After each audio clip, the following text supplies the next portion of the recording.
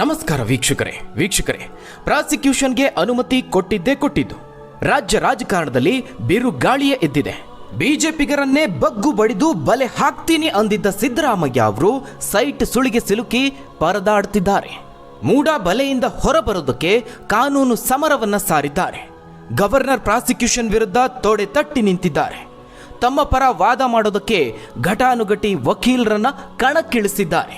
ಅದೇನೇ ಇದ್ರೂ ಸಿದ್ದರಾಮಯ್ಯ ಅವರ ರಾಜಕೀಯ ಜೀವನದ ಇತಿಹಾಸದಲ್ಲಿ ಈ ರಾಜ್ಯಪಾಲರ ಪ್ರಾಸಿಕ್ಯೂಷನ್ ಬಹುದೊಡ್ಡ ಪೆಟ್ಟನ್ನು ಕೊಟ್ಟಿದೆ. ಸಿಎಂ ಹಾಗೆ ಅವರ ಬೆಂಬಲಿಗರು ಇದನ್ನ ಸಣ್ಣ ಕೇಸ್ ಅಂತ ಬಿಂಬಿಸೋದಕ್ಕೆ ಹೊರಟರೂ ಕೂಡ ಬಹುದೊಡ್ಡ ಪರಿಣಾಮವನ್ನು ಬೀರುವಂತಹ ಪ್ರಕರಣ ಇದು. ರಾಜ್ಯ ರಾಜಕಾರಣದ ದಿಕ್ಕನ್ನೇ ಸಂಪೂರ್ಣವಾಗಿ ಬದಲಾಯಿಸಬಲ್ಲಂತಹ ತಾಕತ್ತು ಈ ಸದ್ಯದ ಬೆಳವಣಿಗೆಗಿದೆ. ಈ ಎಲ್ಲ ಬೆಳವಣಿಗೆಗಳ ನಡುವೆ ಸಿದ್ದರಾಮಯ್ಯ ಅವರು ದೆಹಲಿ ದಂಡಯಾತ್ರೆಗೆ ಮುಂದಾಗಿದ್ದಾರೆ. ಆದರೆ ಅಚ್ಚರಿಯ ಬೆಳವಣಿಗೆ ಎಂಬಂತೆ ಹೈಕಮಾಂಡ್ನಿಂದ ಸಿದ್ದರಾಮಯ್ಯ ಅವರಿಗೆ ಶಾಕ್ ಎದುರಾಗ್ತಾ ಇದೆ. ಅದರಲ್ಲೂ ಎಐಸಿಸಿ ಅಧ್ಯಕ್ಷರಾದ ಮಲ್ಲಿಕಾರ್ಜುನ್ ಖರ್ಗೆ ಅವರ ನಡೆ ಬಹಳ ನಿಗೂಢವಾಗಿದೆ. ಖರ್ಗೆ ಅವರೇ ಸಿದ್ದರಾಮಯ್ಯ ಅವರಿಗೆ ಶಾಕ್ ಕೊಟ್ರ ಅನ್ನುವಂತಹ ಅನುಮಾನ ಮೂಡ್ತಾ ಇದೆ. ಅಂದರೆ ವೀಕ್ಷಕರೇ, ಸಿದ್ದರಾಮಯ್ಯ ಅವರಿಗೆ ಸ್ವಪಕ್ಷೀಯರಿಂದಲೇ ಆಘಾತ ಇದು. ಹಾಗಾದ್ರೆ ಸಿಎಂಗೆ ಎದುರಾಗುತ್ತಿರುವ ಸವಾಲುಗಳೇನು? ಎಐಸಿಸಿ ಅಧ್ಯಕ್ಷರೇ ಸಿಎಂಗೆ ಶಾಕ್ ಕೊಡ್ತಾರ? ಖರ್ಗೆ ಅವರ ಮುಂದಿನ ನಡೆ ಏನು? ಸಿದ್ದರಾಮಯ್ಯ ಅವರ ಕಾನೂನು ಹೋರಾಟ ಏನು? ಒಂದು ವೇಳೆ ಆರೋಪ ಸಾಬೀತಾದ್ರೆ ಯಾವೆಲ್ಲ ಸೆಕ್ಷನ್ ಅಡಿಯಲ್ಲಿ ಅವರಿಗೆ ಎಷ್ಟು ಶಿಕ್ಷೆ ಆಗುತ್ತೆ? ಆ ಎಲ್ಲದರ ಬಗ್ಗೆ ಸಂಪೂರ್ಣ ಮಾಹಿತಿಯನ್ನು ನೋಡೋಣ. ವೀಕ್ಷಕರೇ, ರಾತ್ರೋರಾತ್ರಿ ಕಾನೂನು ತಜ್ಞರ ಸಲಹೆಯನ್ನು ಪಡೆದಂತಹ ಸಿಎಂ ರಾಜಕೀಯವಾಗಿ ಕಾನೂನಾತ್ಮಕ ಹೋರಾಟಕ್ಕೆ ಸೆಟೆದು ನಿಂತಿದ್ದಾರೆ. ರಾಜ್ಯಪಾಲರ ವಿರುದ್ಧವೇ ಕಾನೂನು ಸಮರ ಸಾರೋದಕ್ಕೆ ರಣಬಲೆಯನ್ನು ಹೆಣೆದಿದ್ದಾರೆ. ಪ್ರಾಸಿಕ್ಯೂಷನ್ ರದ್ದು ಕೋರಿ ಹೈಕೋರ್ಟ್ಗೆ ಅರ್ಜಿಯನ್ನ ಸಲ್ಲಿಸಿದ್ದಾರೆ. ಹೀಗಾಗಿನೇ ದೆಹಲಿಯಿಂದ ಆಗಮಿಸಿ ಸಿಎಂ ಪರವಾಗಿ ಅಭಿಷೇಕ್ ಮನು ಸಿಂಘ್ವಿ ಸಿಬಲ್ ಹೈಕೋರ್ಟ್ನಲ್ಲಿ ಅರ್ಜಿಯನ್ನ ಸಲ್ಲಿಸಿದ್ದಾರೆ. ಈ ಒಂದು ಪ್ರಕ್ರಿಯೆ ನಡೀತಾ ಇರೋದ್ರಿಂದ ಸಿಎಂ ತಮ್ಮ ಮಂತ್ರಾಲಯ ಪ್ರವಾಸವನ್ನು ರದ್ದು ಮಾಡಿದ್ದಾರೆ. ಕಾನೂನು ಯುದ್ಧಕ್ಕೆ ಸಿದ್ಧವಾಗಿ ನಿಂತಿದ್ದಾರೆ. ಇತ್ತ ಹೈಕಮಾಂಡ್ನಿಂದಲೂ ನನಗೆ ಬೆಂಬಲ ಇದೆ ಅಂತ ಸ್ವತಃ ಸಿದ್ದರಾಮಯ್ಯ ಅವರು ಹೇಳ್ಕೊಳ್ತಿದ್ದಾರೆ. ಇದೆಲ್ಲವೂ ಬಿಜೆಪಿ ಹಾಗೆ ಜೆಡಿಎಸ್ನವರ ಷಡ್ಯಂತ್ರ ಅಂತ ಹೇಳ್ತಿದ್ದಾರೆ. ಆದರೆ ಸಿಎಂಗೆ ಈ ರೀತಿ ಆಗುತ್ತೆ ಅಂತ ಗಂಭೀರ ಪ್ರಕರಣ ಅಂತ ಮೊದಲೇ ಗೊತ್ತಿತ್ತು. ಅದಕ್ಕೆ ಸಾಕ್ಷಿ ಅಂದರೆ ಬಿಜೆಪಿಯ ಜೆಡಿಎಸ್ನ ಜಂಟಿ ಪಾದಯಾತ್ರೆಯ ವಿರುದ್ಧವಾಗಿ ಕಾಂಗ್ರೆಸ್ ಬೃಹತ್ ಸಮಾವೇಶವನ್ನು ಹಮ್ಮಿಕೊಳ್ತು. ಆ ಮೂಲಕ ತನ್ನ ವಿರುದ್ಧವಾಗಿ ಹುನ್ನಾರ ನಡೀತಿದೆ ಅನ್ನುವ ಸಂದೇಶವನ್ನ ಜನರಿಗೆ ರವಾನಿಸುವಂತಹ ಕೆಲಸವನ್ನ ಸಿಎಂ ಮಾಡಿದ್ರು. ಅದೇನೇ ಇದ್ರೂ ಸಿದ್ದರಾಮಯ್ಯ ಅವರು ಅಂದುಕೊಂಡಿದ್ದೇ ಒಂದು, ಆಗಿದ್ದೇ ಇನ್ನೊಂದು. ಯಾಕಂದ್ರೆ ಸದ್ಯಕ್ಕೇನೋ ಹೈಕಮಾಂಡ್ ಸಿಎಂ ಬೆನ್ನಿಗೆ ನಿಂತಿದೆ ಅಂತ ಹೇಳಿದೆ. ರಾಜ್ಯಪಾಲರ ನಡೆ ಸರಿಯಿಲ್ಲ, ಬಿಜೆಪಿಯ ಕೈಗೊಂಬೆಯಂತೆ ವರ್ತಿಸ್ತಿದ್ದಾರೆ ಅಂತ ರಾಜ್ಯಪಾಲರತ್ತ ಬೆಟ್ಟು ಮಾಡಿ ಆರೋಪವನ್ನ ಮಾಡ್ತಾ ಇದೆ. ರಾಜ್ಯಪಾಲರ ನಡೆಯನ್ನ ಸದ್ಯದ ಮಟ್ಟಿಗೆ ಖಂಡಿಸಿದೆ. ಆದರೆ ಇದು ಇದೇ ರೀತಿಯಾಗಿ ಮುಂದುವರಿಯುತ್ತೆ, ಕಾಂಗ್ರೆಸ್ನ ಹೈಕಮಾಂಡ್ನ ಸಂಪೂರ್ಣ ಬೆಂಬಲ ಸಿದ್ದರಾಮಯ್ಯ ಅವರಿಗೆ ಇರುತ್ತೆ ಅನ್ನೋದನ್ನ ನಿರೀಕ್ಷೆ ಮಾಡೋದಕ್ಕೆ ಮಾತ್ರ ಸಾಧ್ಯವೇ ಇಲ್ಲ.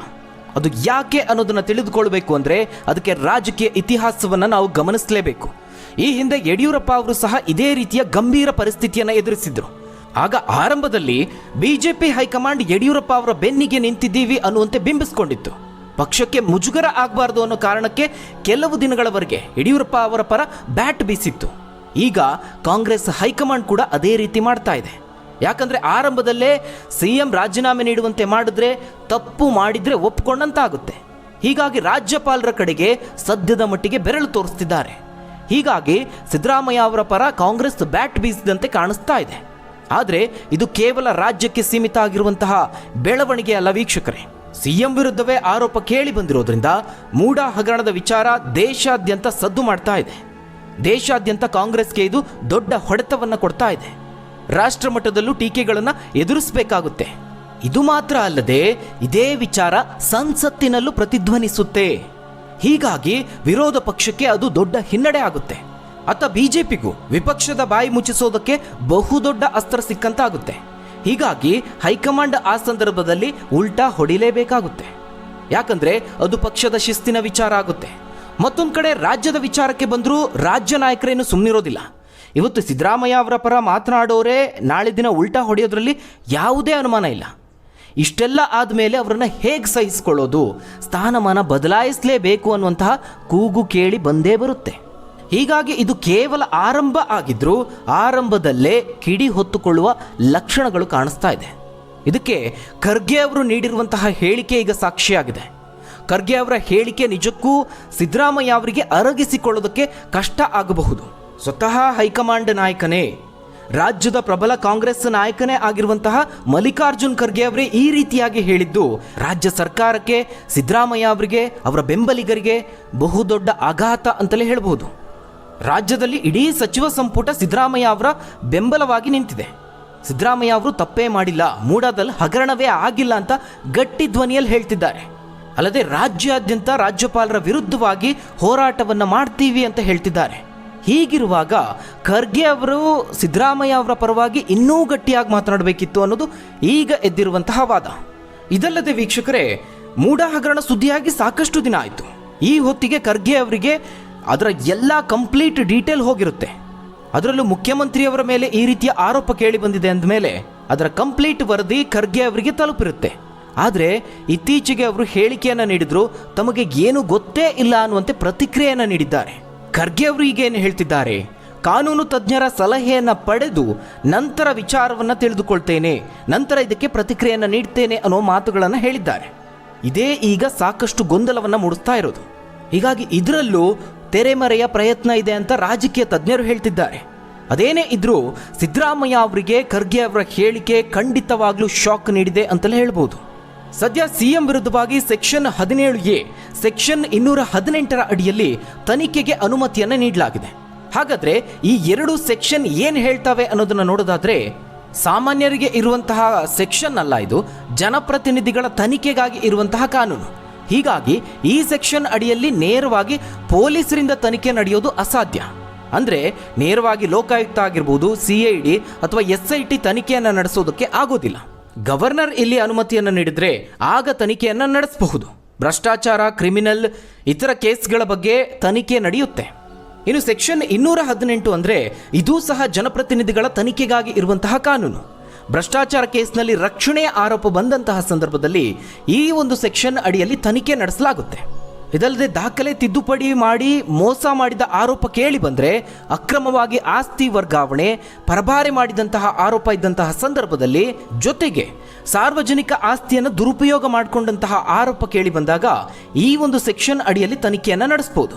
ಅಪರಾಧ ಸಾಬೀತಾದರೆ 6 ತಿಂಗಳು ಜೈಲು ಶಿಕ್ಷೆ ಜೊತೆಗೆ 10,000 ದಂಡವನ್ನು ವಿಧಿಸುವಂತಹ ಸಾಧ್ಯತೆ ಇರುತ್ತೆ. ಇದಿಷ್ಟು ಕಾನೂನು ವಿಚಾರ ಆದರೆ, ಇನ್ನು ಸಿದ್ದರಾಮಯ್ಯ ಅವರ ರಾಜಕೀಯ ಜೀವನದ ಬಗ್ಗೆ ನಾವು ಗಮನಿಸೋದಾದರೆ ಬಹಳ ಹೇಳಿಕೊಳ್ಳುವಂತಹ ದೊಡ್ಡದಾದಂತಹ ಕಳಂಕಗಳು ಯಾವುದೇ ಇಲ್ಲ. ಆದರೆ ಇದೀಗ ಮೂಡ ಹಗರಣದ ಸುಳಿಗೆ ಸಿಲುಕಿ ಬಹುದೊಡ್ಡ ಸಂಕಷ್ಟವನ್ನು ಎದುರಿಸ್ತಿದ್ದಾರೆ. ಇಲ್ಲಿ ಬಹಳ ವಿಶೇಷವಾದ ಸಂಗತಿ ಅಂದರೆ, ಈ ಹಿಂದೆ ಸಿದ್ದರಾಮಯ್ಯ ಅವರು ಸಹ ಪಾದಯಾತ್ರೆಯನ್ನು ಮಾಡಿದರು. ಬಳ್ಳಾರಿ ಪಾದಯಾತ್ರೆಯನ್ನು ಮಾಡಿ ವರ್ಚಸ್ಸನ್ನು ಬೆಳೆಸ್ಕೊಂಡ್ರು, ರಾಜಕೀಯದಲ್ಲಿ ಮತ್ತೊಂದು ಹಂತಕ್ಕೆ ಮೇಲೇರಿದ್ರು. ಆದರೆ ಅದೇ ಮಾದರಿಯ ಪಾದಯಾತ್ರೆಯೇ ಇವತ್ತು ಅವರಿಗೆ ಕಂಟಕ ತಂದೊಡ್ಡಿದೆ. BJP JDSನ ಜಂಟಿ ಪಾದಯಾತ್ರೆ ಕಂಟಕವಾಗಿ ಪರಿಣಮಿಸಿದೆ. ಅಂದರೆ ಇಲ್ಲಿ ಪಾದಯಾತ್ರೆ ನಡೆದಾಗೆಲ್ಲ ರಾಜ್ಯ ರಾಜಕಾರಣದಲ್ಲಿ ದೊಡ್ಡ ಬಿರುಗಾಳಿಯ ಸೃಷ್ಟಿಯಾಗಿರೋದು ಬಹಳ ವಿಶೇಷ. ಕಳೆದ 14 ವರ್ಷದ ಅವಧಿಯಲ್ಲಿ ನಡೆದಂತಹ 2 ಪಾದಯಾತ್ರೆ, ಅದರ ಪರಿಣಾಮ ಏನಾಗಿದೆ ಅಂತ ಹೇಳಿದ್ರೆ ರಾಜ್ಯ ರಾಜಕಾರಣ ಅಲ್ಲೋಲ ಕಲ್ಲೋಲ ಆಗಿದೆ. 2010ರಲ್ಲಿ ಅಕ್ರಮ ಗಣಿಗಾರಿಕೆ ವಿರುದ್ಧ ಸಿದ್ದರಾಮಯ್ಯ ಅವರು ಬೆಂಗಳೂರಿನಿಂದ ಬಳ್ಳಾರಿವರೆಗೂ ಪಾದಯಾತ್ರೆಯನ್ನು ಮಾಡ್ತಾರೆ. ಆ ಪಾದಯಾತ್ರೆ ನಡೆದ 1.5 ವರ್ಷದೊಳಗೆ ಯಡಿಯೂರಪ್ಪ ಅವರು ರಾಜೀನಾಮೆಯನ್ನು ನೀಡಿದರು. ಅಕ್ರಮ ಗಣಿಗಾರಿಕೆ ಆರೋಪ, ಚೆಕ್ ಮೂಲಕ ಹಣ ಪಡೆದಂತಹ ಆರೋಪ ಇವೆಲ್ಲವೂ ಸೇರಿ ಕೊನೆಗೆ ಯಡಿಯೂರಪ್ಪ ಅವರು ರಾಜೀನಾಮೆ ನೀಡುವಂತಾಗಿತ್ತು. ಅವತ್ತು ಸಹ ಯಡಿಯೂರಪ್ಪ ಅವರ ವಿರುದ್ಧವಾಗಿ ರಾಜ್ಯಪಾಲರಿಗೆ ದೂರು ಹೋಗಿತ್ತು. ಆಗ ರಾಜ್ಯಪಾಲರಾಗಿದ್ದ ಹಂಸರಾಜ್ ಭಾರದ್ವಾಜ್ ಅವರು ಪ್ರಾಸಿಕ್ಯೂಷನ್ಗೆ ಅನುಮತಿಯನ್ನು ನೀಡಿದರು. ಇದೀಗ BJP JDS ನೇತೃತ್ವದಲ್ಲಿ ನಡೆದಂತಹ ಬೆಂಗಳೂರಿನಿಂದ ಮೈಸೂರು ಪಾದಯಾತ್ರೆ ಏನಿದೆ, ಅದರ ಹಿನ್ನೆಲೆಯಲ್ಲೇ ಸಿದ್ದರಾಮಯ್ಯ ಅವರ ವಿರುದ್ಧವಾಗಿ ರಾಜ್ಯಪಾಲರು ಪ್ರಾಸಿಕ್ಯೂಷನ್ಗೆ ಅನುಮತಿಯನ್ನು ನೀಡಿದ್ರು ಅಂತ ಚರ್ಚೆ ಮಾಡಲಾಗ್ತಿದೆ. ಅಂದರೆ ಇತ್ತೀಚಿನ ವರ್ಷಗಳಲ್ಲಿ ನಡೆದಂತಹ ಪಾದಯಾತ್ರೆ, ಒಂದು ಕಾಂಗ್ರೆಸ್ನದ್ದು, ಇನ್ನೊಂದು BJPಯದ್ದು, ಈ 2 ಪಾದಯಾತ್ರೆಗಳು ರಾಜ್ಯ ರಾಜಕೀಯದಲ್ಲಿ ಒಂದು ರೀತಿ ತಲ್ಲಣವನ್ನೇ ಸೃಷ್ಟಿ ಮಾಡಿದೆ ಅಂತಲೇ ಹೇಳ್ಬೋದು. ಒಟ್ಟಾರೆಯಾಗಿ ಈ ಮೂಡ ಹಗರಣದ ವಿಚಾರ ಸಿದ್ದರಾಮಯ್ಯ ಅವರಿಗೆ ಶಾಕ್ ಮೇಲೆ ಶಾಕ್ ಕೊಡ್ತಾ ಇದೆ, ಟೆನ್ಷನ್ ಮೇಲೆ ಟೆನ್ಷನ್ ಕೊಡ್ತಾ ಇದೆ. ಜೊತೆಗೆ ಹೈಕಮಾಂಡ್ ಏನು ಮಾಡಬಹುದು ಮುಂದೆ ಅನ್ನೋದು ಸಹ ಸಿದ್ದರಾಮಯ್ಯ ಅವರಿಗೆ ಟೆನ್ಷನ್ ಕೊಡೋದ್ರಲ್ಲಿ ಯಾವುದೇ ಅನುಮಾನ ಇಲ್ಲ.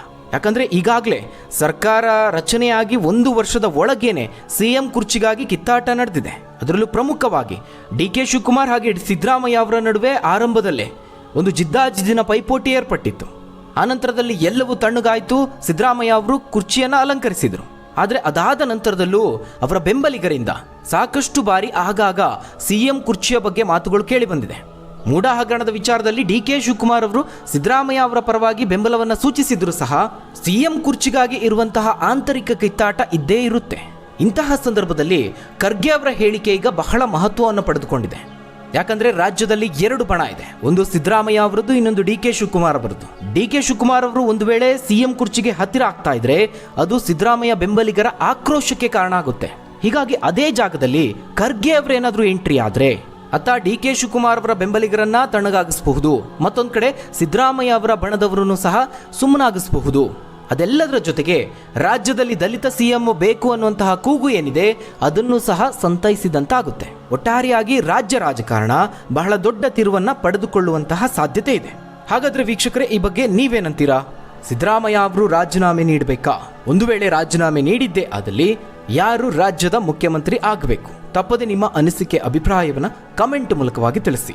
ಧನ್ಯವಾದಗಳು.